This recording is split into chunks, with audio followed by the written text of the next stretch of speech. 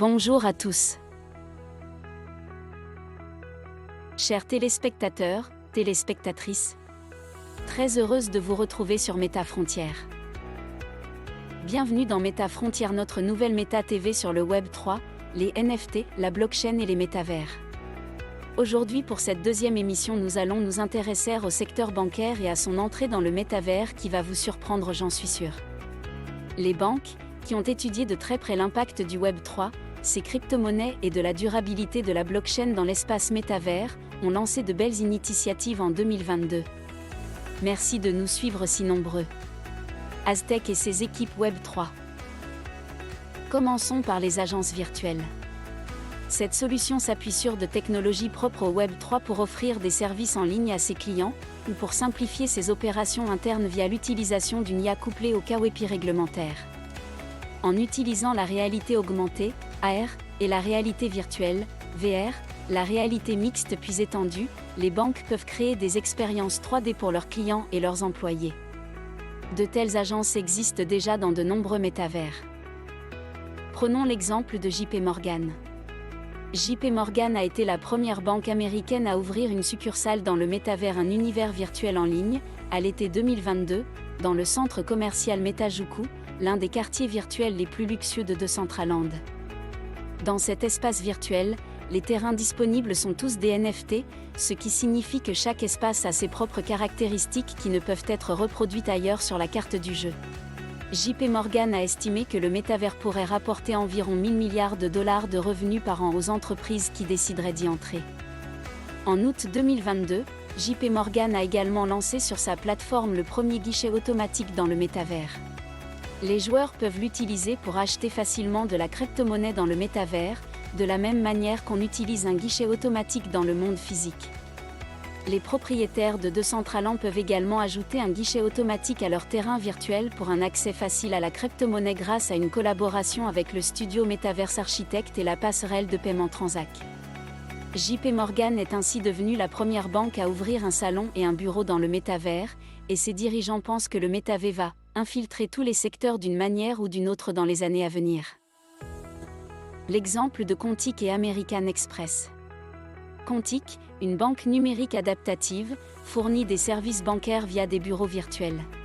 Sa carte de débit, qui a fait ses débuts en 2022, comprend des comptes de récompense chèques Bitcoin ainsi que des comptes chèques en espèces et à taux d'intérêt élevés. Son avant-poste numérique comprend un caissier, des affiches et des guides de sites web, ainsi qu'un guichet automatique interactif. En mars 2022, American Express a enregistré des marques pour un marché virtuel et des services de crypto-monnaie dans le métavers.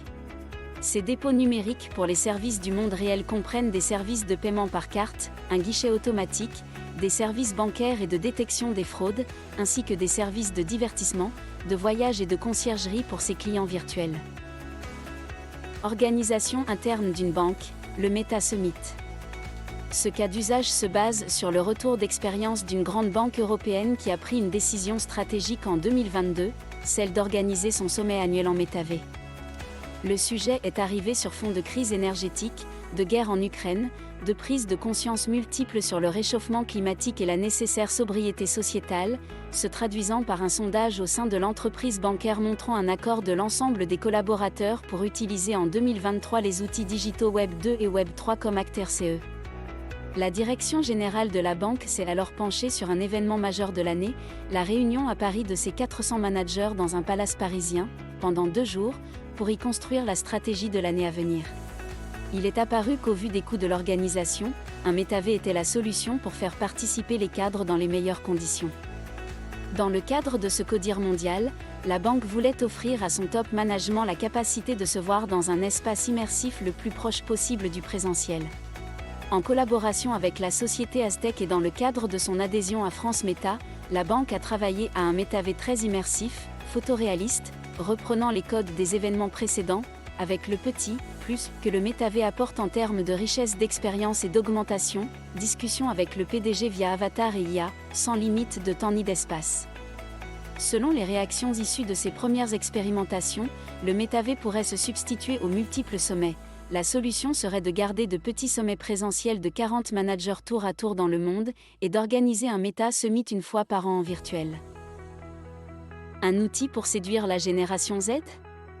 Les banques sont en mesure d'aider la jeune génération à adopter une bonne culture de l'épargne et des processus de prêt, ce qui leur permet par ailleurs de fidéliser leur clientèle. Pour cela, il leur faudra diversifier leurs produits vers l'économie du métavers, stockage et gestion de NFT, crypto-emprunts, produits d'épargne type DeFi et stablecoin. Visa et Mastercard multiplient les initiatives en la matière. Métavers et crypto-emprunts.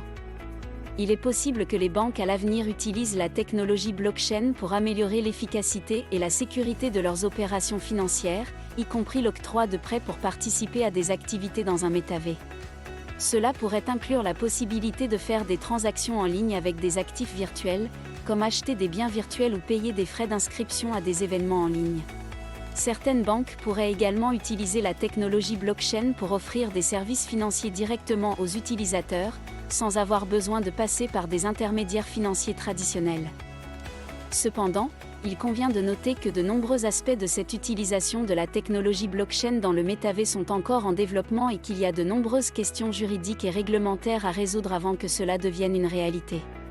Le stockage et la gestion de NFT constituent aussi une opportunité considérable pour le secteur bancaire, dont il tarde à se saisir. Merci à tous de nous avoir suivis. Notre CEO Emmanuel est à votre disposition pour de plus amples informations au 06 87 40 62 76. Meta Frontières.